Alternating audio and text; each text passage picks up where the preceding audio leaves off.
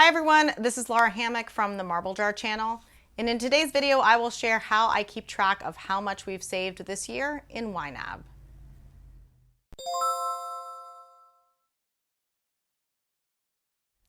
YNAB is a great budgeting platform. I've been using it for about 2 years now. It is particularly well suited to a particular kind of budgeter, someone who is trying to escape living paycheck to paycheck and is paying down debt. So I am not this kind of budgeter, but I really appreciate many of the features of YNAB. Because I don't fit the profile well and because I have a more traditional budgeting mindset, I've developed some hacks to get YNAB to give me the information that I am interested in. One piece of information that I like to know is how much we have saved for this year. So we are not paying down debt and we live within our means so that we generally have money left over at the end of the month. I do a report at the end of each year showing how much we've saved, but I like to have an ongoing sense of what that number is throughout the year. To do this, I created a budget category called Savings.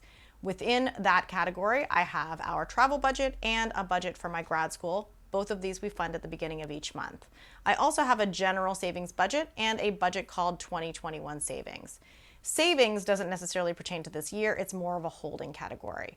2021 savings is where I put anything that is left over at the end of the month. In addition, I use this category for any expenses that are outside of the scope of our monthly budget, like replacing our roof or a particularly big political donation or braces for the kids.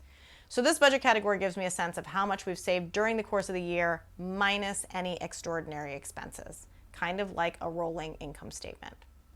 At the beginning of the year, I changed the name. So this year it went from 2020 savings to 2021 savings. Then I zero out the account. Remember, I've done a report on how much we saved in 2020, so that information about 2020 and all past years is already in a spreadsheet. I simply move any funds that are in this budget over to the general savings budget so I can start fresh. Okay, so now I have the correct name with zero funds. Then at the end of each month, I do a series of chores. You can see my video on that if you are interested. One of the chores that I do is I scrape down any available funds from budgets that are not meant to roll over to the next month into my 2021 savings. I have YNAB set up so that all those budget categories are grouped together. To scrape down, I simply click on the positive amount and tell YNAB to move it to 2021 savings. Next, after I fund all of my budgets for the next month, I move anything that is left over and to be budgeted into 2021 savings. I do this at the end of every month. Then at the end of the year, I of course do my end of December chores, but I also look at my sinking funds. Sinking funds are those that I want to roll over at the end of each month. Sometimes there's a set amount that I'm saving up for, like an insurance bill that comes once every 6 months. Sometimes we pay those expenses in irregular amounts and irregular times, like medical expenses. For those that are paid irregularly, sometimes I've budgeted a bit more than we needed. So for example, in 2020, I budgeted a whole bunch for my kids' activities.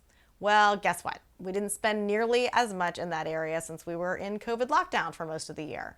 So at the end of the year, I average how much I've actually spent each month on that, and I scrape down any excess money to my year-to-date savings. After I've done all of this, I can see in Available how much we have saved during the year. This approach allows me to get reporting that looks a little like an annual income statement. Let me know what you think. Comments are always appreciated, and thanks for watching.